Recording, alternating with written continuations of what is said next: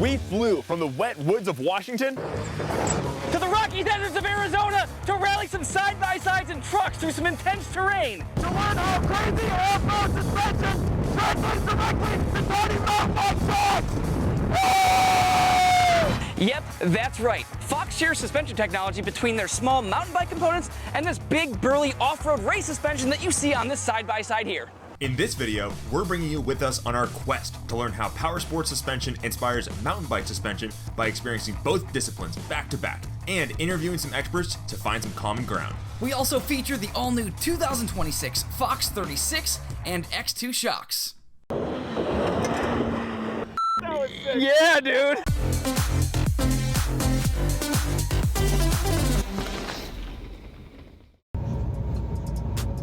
We just landed in Phoenix. We don't really know what we're doing here.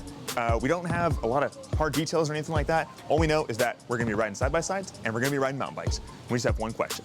How did they design mountain bike suspension based off of big side-by-side suspension? So we're gonna go ask some experts and get some answers for you. Are you excited? Yep, let's go.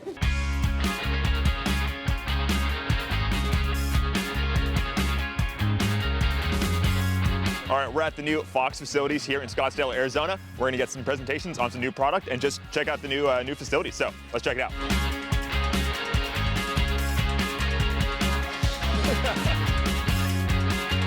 We're in a little display room here showing off some of Fox's products as well as the products of other companies they own like Marzocchi, Raceface, Ride Concept, Easton, and we've also getting a little peek into some power sports here. After a quick tour of the facilities, we got set up with our demo bike for the trip, which were equipped with the new 2026 Fox suspension so we could feel it for ourselves. Next up, Fox gave us a presentation about that new suspension they've been working on and started off with some footage of off-road vehicles getting super rowdy, which got us pumped up to experience it firsthand.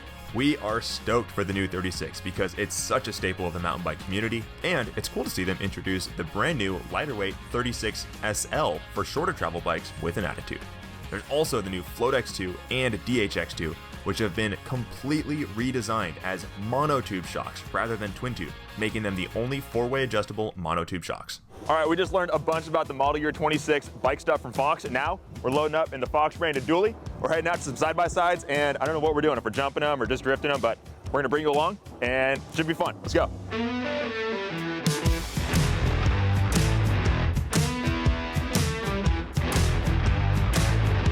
All right, before we go out and actually drive the side-by-sides, we came to Shock Therapy, which is a suspension tuning and service center for side-by-sides here in Scottsdale. And check the size of this thing out. We're getting a tour of the facilities where they basically put these together, do custom tunes on them, put them on these side-by-sides and get them all ready for people to go rally. We've been seeing the whole manufacturing process of all the parts that they make here in-house. This is why we need a fucking robot! As well as the packaging and shipping, and it's a pretty sweet operation.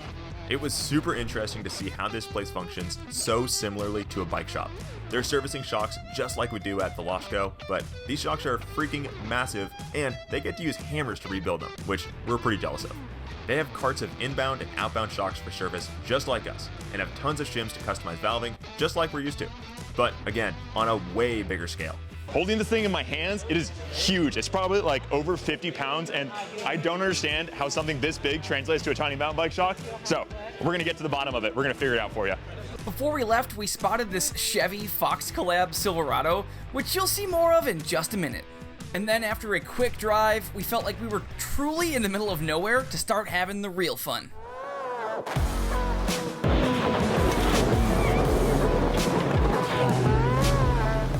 First up, Fox was showing off that Silverado and doing a photo shoot with bikes in the back of the truck, but those had to come off as the truck was getting noticeably rowdier with every lap back and forth. Then the side-by-sides started ripping around, and we got some clips to get a closer look at how the suspension puts in work through the harsh desert at high speeds.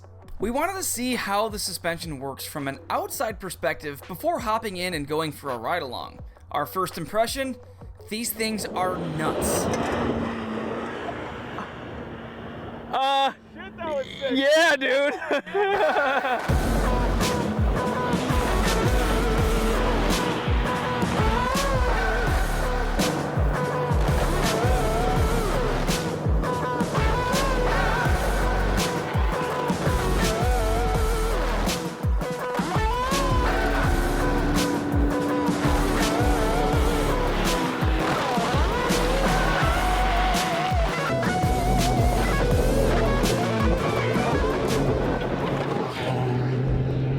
Hey Tor, how fun is it filming this? Oh my God, that one just got so much air. Dude, it's so sick. I can't wait to actually ride in one. We headed back to the pickup point to ride in that Fox Silverado and compare it to how it feels with this regular old truck, which was obviously a rough ride. So this is the Fox Factory Silverado. This is a 2024 Chevrolet Silverado 1500 that we fully deck out. Now this truck has best in class numbers all the way across the board. So right at 700 horsepower, it's got a 6.2 liter V8 that we put a 3 liter Whipple on. 700 horsepower, 640 pound-feet of torque. Now when it comes to shocks, that is where this thing really shines. It's got Fox 3.2 factory race series, the 3.2 live valve, the largest shock of any vehicle from the factory. It has a touch point so you can adjust all the ride control settings on it, and it just rips. To get the most out of that, it's got Baja Kits long travel suspension. So your factory Chevy Silverado, you're getting about 8 to 10 inches of travel out of it. This vehicle, you're getting 14 and a half in the front, 15 and a half in the back. Let's go play.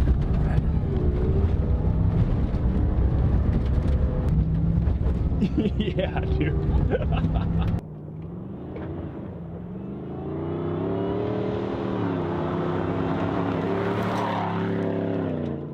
The cool thing about the live valve, as you are doing corners, it is sensing all that. It is firming up the shocks on the outside, so it's going to keep you as stable as possible. If you jump, it's going to go full stiff on all the shocks, just so you can absorb it the best you can. Yeah! Yeah, dude. Dude, that truck was insane. What do you think? Dude, I like that we were going 70 through rock gardens with the AC on, man. That was so comfy. It was weird because you're in like a regular consumer grade truck, but it's so different. That is the dream shuttle rig right there. Yeah, oh yeah. It was super cool seeing how the truck's Fox live valve suspension works so similar to the Fox Neo suspension on our mountain bikes.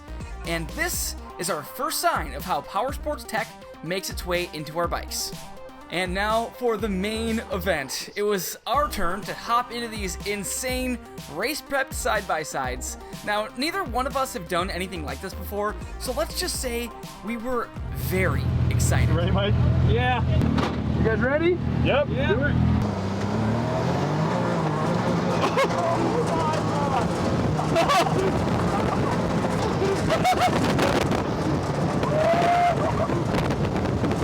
Oh my God!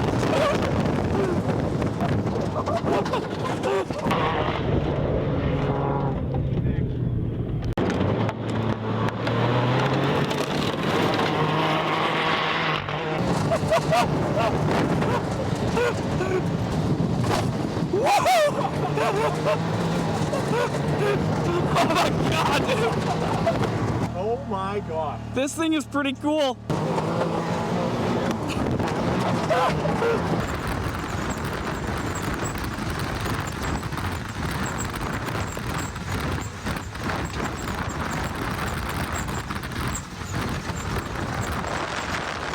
Okay, my heart rate's up in a good way. We've been driving in these things for, I don't know, probably an hour or two now, going like 80 miles an hour through some insanely rough terrain.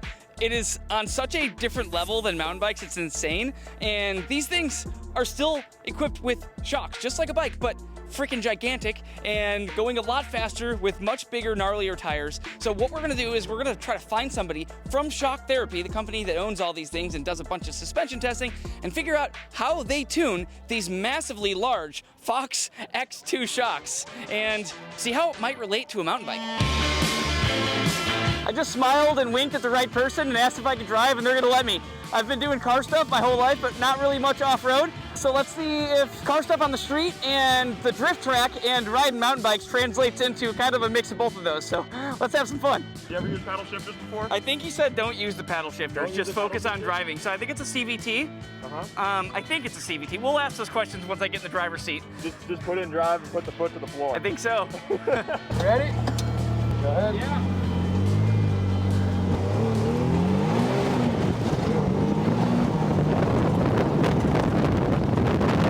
For the first stretch, I was really just feeling this thing out, seeing how it reacts to throttle inputs and steering inputs. The first thing I noticed was it did not care if you just go wide open throttle and go straight through anything in your way. The further we made it around this test track, the more comfortable I felt and the faster I was going. Now, I wasn't driving as fast as the pro demo drivers that they brought out, but I was hitting speeds of between 60 and 70 miles an hour at times, and Oh my god, it was extremely exhilarating. But while I was trying to keep the rubber side down, I was also trying to imagine how going wide open throttle in this power sports rig was kind of similar to like letting off the brakes and going wide open on a mountain bike down a steep descent in like Whistler Bike Park or something.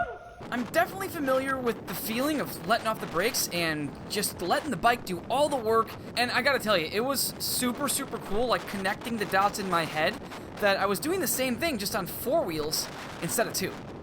This makes me think back to a particular slide in the Fox presentation with a trophy truck just bombing through some whoops, and it just says, keep tires on the ground. And that's exactly what's going on. We are driving through some seriously intense terrain. It doesn't even show on camera, and honestly, it doesn't even feel that rough in the side-by-side. It's so buttery smooth, but from the outside, it's very rough looking, but yeah, it just rides like a dream. The whole foot to the floor go straight part's, you know, the easy part, but steering is a total different beast in these things. What do you think, Mike? That was fun! That's what I think. Oh, that one section by the fence spooked me. Yeah, the fence was the closest that I felt where I was like, oh man, I'm close to something.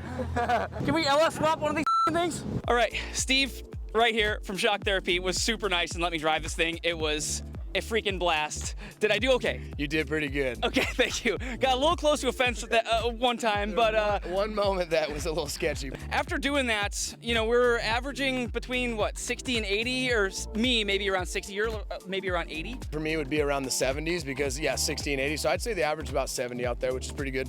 When you guys come and do just lap after lap, just romping on these things, obviously they don't care, they just take it. But what do you guys do for the process of kind of fine-tuning the suspension to make it as race ready or applicable to the car and the driver out here? Yeah, so that comes down to, so for one, spring kits. So spring kits are huge. That's more weight style, so how much weight is in the car. But then we have a really good tuning package. We do internal bypass tubes where it changes where the ports are within the stroke. And then also too, the valving on the piston. We manipulate that and change that to where it goes good through all these types of trains.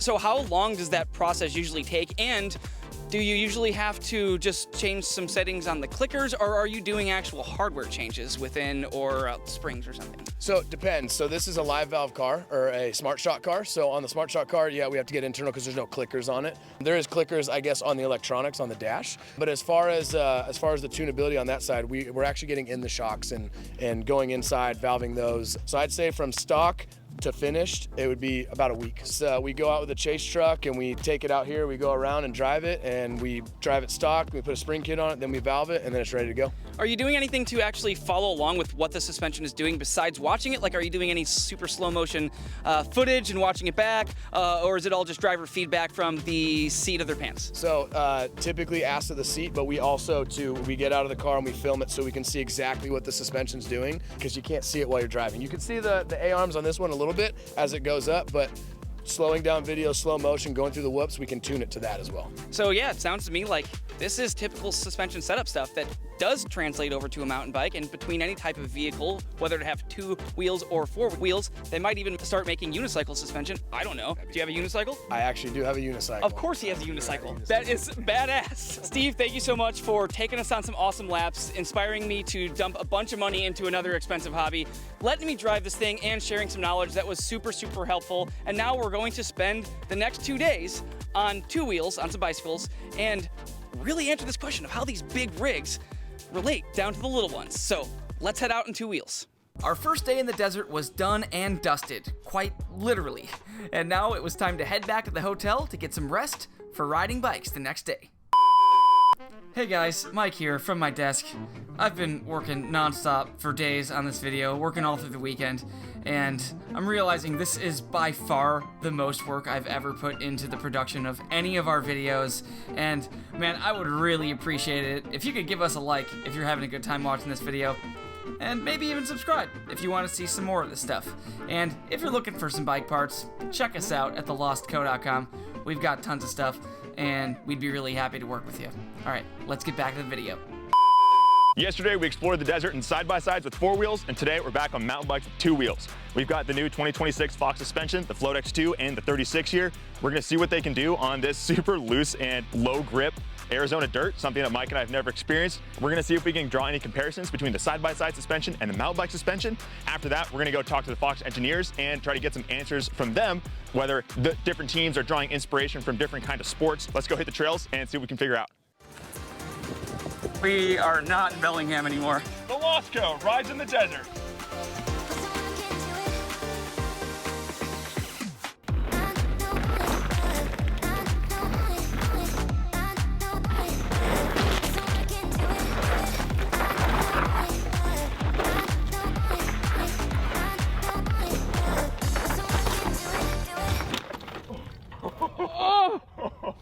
Oh, we're good. You good, brother? Oh. You okay? I bottomed out the 38 pretty hard there. Oh my God. All right, Tor, what are your first impressions of riding in the Arizona desert? Everyone warned us about it, but there's no grip out here. Everyone was right. Are you mentally inside of a side-by-side still, or are you in full bike mode now? I'm mentally still in passenger of side-by-side mode, so just kind of holding on for dear life and hoping that it works out. The speed that they came into rough sections and just letting the suspension work and then trying to let the bike do the same thing, it translates, you know? If you can just like turn your brain off and let the machine work, it works, you know? Dude, watch out, there's a cactus behind you.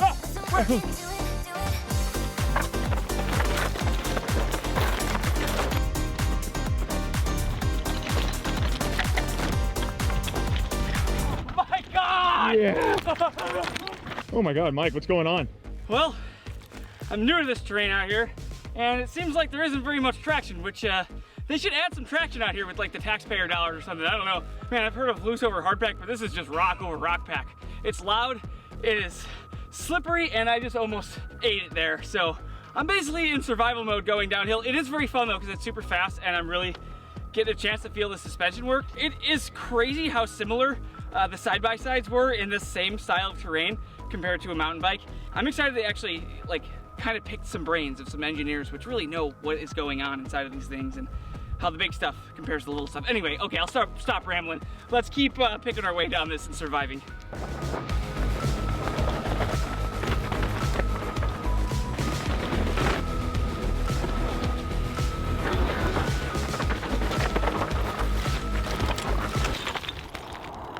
All right, it's not full speed.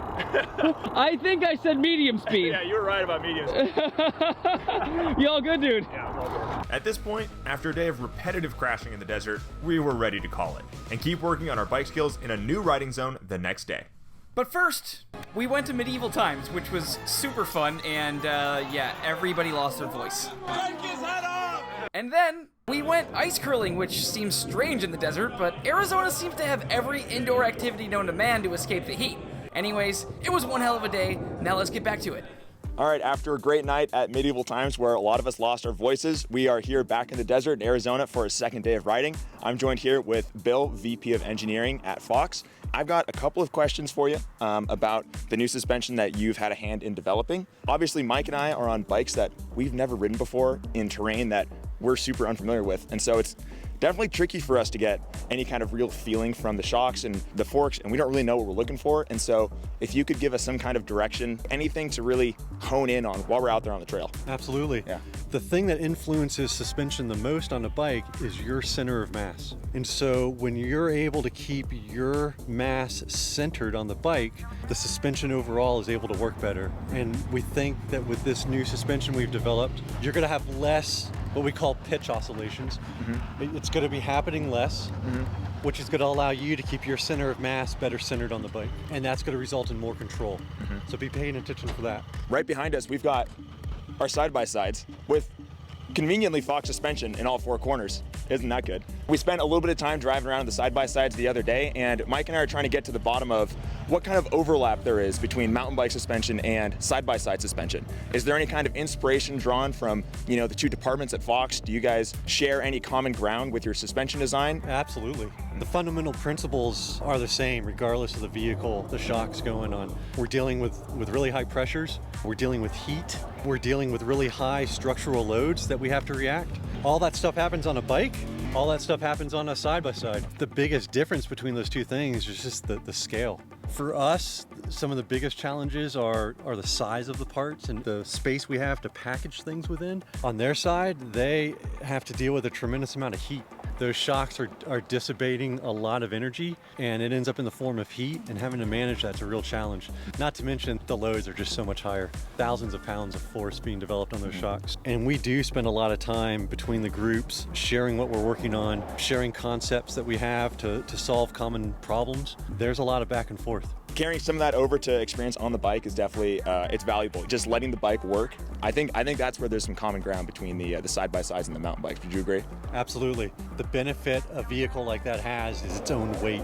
Yeah. The rider's no longer a significant portion of the system weight. A mass of about 1,800 pounds that's dominating that mass spring damper system as you're flying down the trail at 70 miles per hour. And it really allows the suspension to work. Thank you, Bill. That was definitely some great insight on the overlap of mountain bike suspension and side-by-side suspension. Let's go hit the trails. We're gonna go explore some new terrain and get some more miles in on the 2026 Fox suspension. Here's what our plan is today. We're gonna survive, try to not die, try not hit any cactus or run out of water, and most importantly, we're gonna keep letting the suspension do the work and trying to figure out how this relates to power sports. Then we're gonna come right back here. We're gonna talk to some very smart people, product managers, engineers, etc., and ask some in-depth questions to people with bigger brains than ours. So let's hit the trail and have some fun. View's pretty good. Deserts are cool. Let's go down.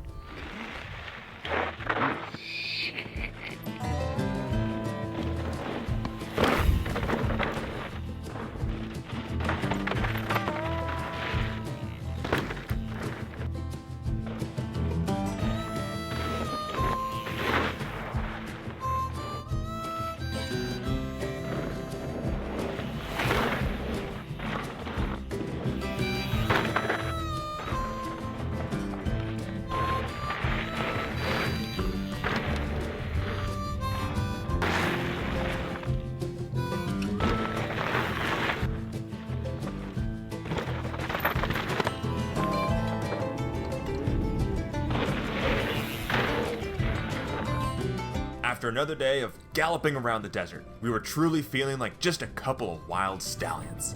Now it was time to head back to the stables to eat some hay and wrangle up some knowledge from the engineers. Back at the trailhead, we ate some tacos and then chatted with Andrew Laird, a senior mechanical engineer at Fox, and someone who had lots to do with the new 2026 X2 shocks. He shared how the new monotube design has helped them bump up the traction, comfort, and overall simplicity versus the previous models. And of course, we asked if Andrew ever receives influence from the motorsports suspension for the mountain bike projects that he's working on. How do the bike and power sports divisions, collaborate, share ideas? Is that something that happens often? It does, and it's a real asset to working at Fox. We have a great team in the bike engineering department, but we have also wonderful engineers in powered vehicles. And so whenever I have a design question or challenge, I can just call them up, send them a message, get their feedback, see what they've tried, and they come to design reviews on our projects, and we go join theirs as well. It's really helpful. Thank you, Andrew. And now we're going to go find Jordi. We're going to track him down and ask him some questions about setting up mountain bike suspension versus power sports suspension and see what kind of overlap we can find there. All right, folks, we're here with our friend Jordi Cortes, Global Race Manager here at Fox. I got his title correct. I was nervous about that. When you're setting up mountain bike suspension, is there anything that you use from the motorsports world for that process? Fundamentally, a shock is a shock is a shock. I don't think the trucks have forks, but they got front shocks. True. Bikes don't have front shocks. Some people call forks front shocks. True. Front forks. Some people say it's got a back shock. Pretty sure it's only got one All right. shock. Anyway, shocks are shocks, yeah. So yeah, they are the exact same thing. There's no fundamental difference really. Some bike stuff has little weird things like a climb switch or volume spacers that most off-road stuff does not. Most off-road stuff seems to be coil spring based. I know moto guys are experimenting with air forks. The fundamental thing is exactly the same. I was talking to someone from Shock Therapy. I was asking some questions on their setup process, and it sounds very similar to bikes. One thing that I did ask that kind of stood out was the use of video. And you do that same thing, right? We do. One thing I noticed, I've heard from customers and people that I know, seem to have this unachievable goal of trying to get their bicycle suspension set up to perform like a trophy truck does, because it's so fun watching trophy trucks. But the trucks, they carry such a horizontal plane and the wheels are just so active. But when you review bikes, there's a lot of bucking going on, a lot of rider input. Do you believe that is an unachievable goal for bike riders. Yeah, I do think it's unachievable. It's not the same vehicle. And the needs of 90% of the bikes are quite different than the needs of a trophy truck. Mostly, we don't have motors. We don't have throttles and we don't have clutches, and that really changes the dynamics of any vehicle. Say if you took a downhill bike and tried to make it swallow every bump, the thing wouldn't be manageable. You wouldn't be able to turn it. So you can't do the same thing. And so the reason that I asked that is because I feel like a lot of people have been using the word harsh over the past couple years, kind of as different nomenclature and words just kind of float around about suspension every like 3 or 4 years. And the current word is harsh. Like my bike is harsh, the suspension's harsh. And I question, is the suspension harsh and underperforming? Or are you riding a bicycle through a giant garden of boulders? Yeah. It is a very physical sport. It is. And I don't think that there can be that determination between like a vehicle and a bike. I mean, you have as much suspension travel in a side-by-side tire as you do in a downhill bike. Not to mention all the suspension on top of it. I have never thought about that. Right? That's so funny. It is a completely different thing. All right, Jordi, I think really the final question or point that I want you to maybe support or back up, we ship suspension all over the place. And we'll often see the shipping location of a customer and they are asking us questions about what suspension they can go with. So we'll see someone's in like, I don't know, Indiana, and they're getting a 38, for example. And I'm from Illinois. I know what it's like. It's pretty flat out there, and you want to have all the cool stuff and feel like you're, pushing things to the limit. But in all reality, you're really not. And I always say, this is like buying a monster truck to go to the grocery store. Would you agree that these are just different things that are use case, and you shouldn't set up your bike for the things you're not doing? I 100% agree, and I've actually gotten in relatively heated arguments with people who shred on big enduro bikes but can't get full travel. And I don't care if you're fast or slow, but I do care that you're realistic about what you're doing. And if you bought an enduro bike to go ride blue trails, it's probably not the best choice for you.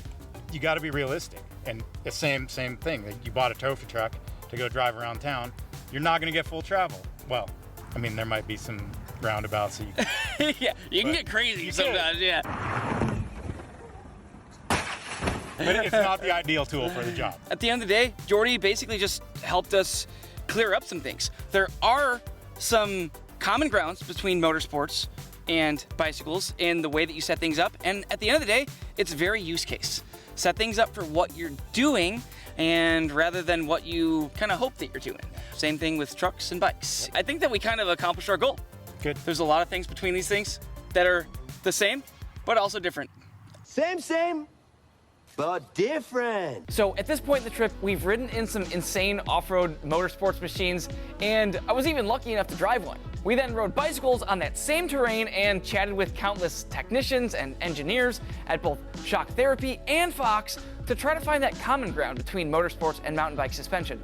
Folks like Steve and Jordi made it apparent that a shock is a shock, and the setup process is same, but different. And then engineers like Bill and Andrew shared that the foundational goals and design elements between both types of suspension are also same, but different.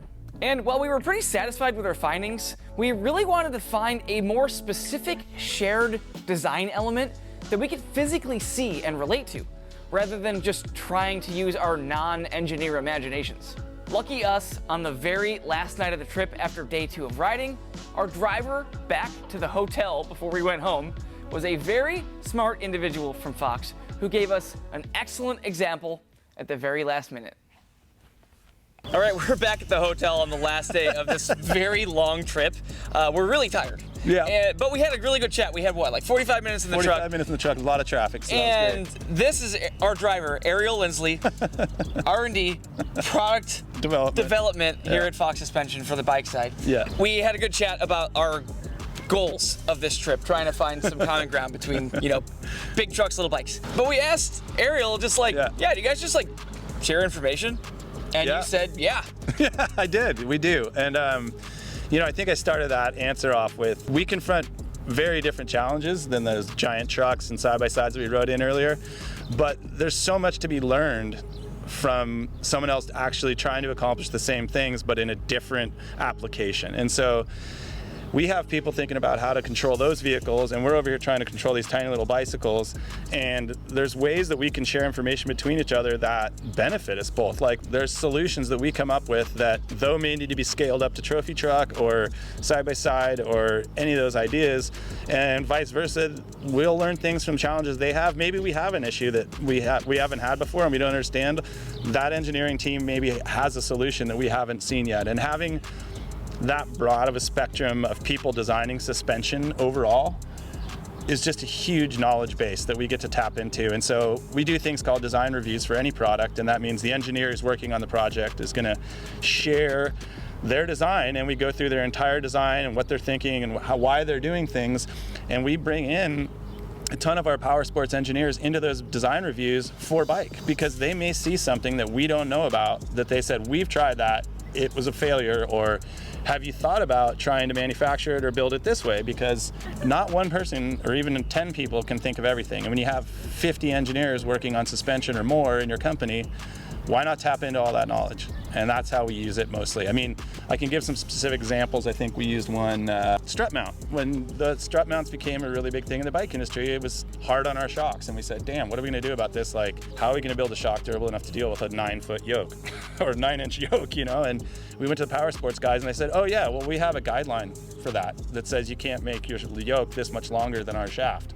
And we're like, oh, okay. And we looked at it and we ran the numbers and did some work on it. And now we have a guideline for our customers, our OE customers. And we say, hey, try not to make your yokes longer than this, because that is basically takes it to a point where you're not going to be able to build a shock strong enough unless you want to give us more room in the bike, you know? And that's useful for them. It's just us trying to help them, like, not build a shock destroyer bike, you know what I mean? Or vice versa. Like, we don't want our shocks to blow up, so can you help us out? Yeah, a lot of smart people under one roof. Yeah. And talking about a topic that's like same but different. Exactly, yeah. Different applications, different challenges between different vehicles, but all that knowledge, how can you go wrong if you're sharing knowledge across two departments, you know, or more than two, you know what I mean? Yeah, good to have smart friends. Yeah, totally. Really yeah, it helps a lot.